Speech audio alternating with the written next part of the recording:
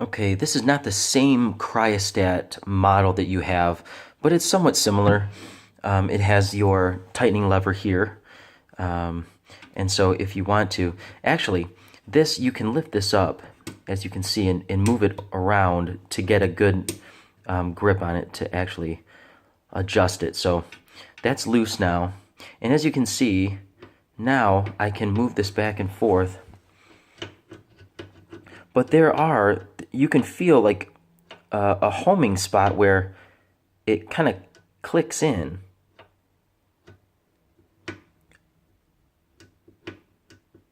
There should be some type of ball bearing in there to home itself. And once you get it in that home spot, if you have a section waste tray like this, typically it goes up under here like that. You can actually take that out and set it down and push that right up against there and see if it's square and perpendicular to the bottom of the base of that microtome. And if it's not, you'll be able to tell just by pushing it up against the face there. And then once it's somewhat level there, you can tighten this back up.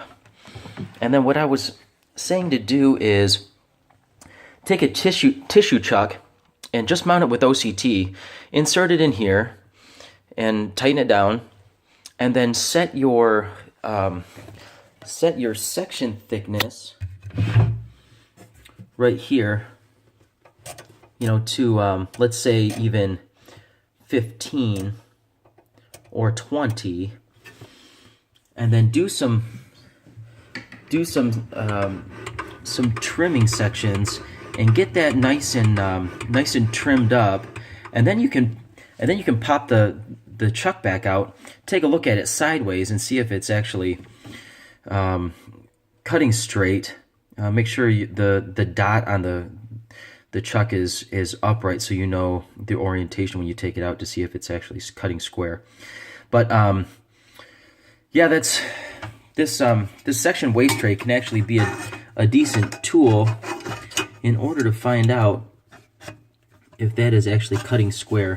Obviously, your knobs are going to have to be out of the way like that in order to see if it's square there or not. So, as you can see, it's square, and it's square on the bottom, sitting flush there. So once you know that, you can tighten it back up and then start trimming your block.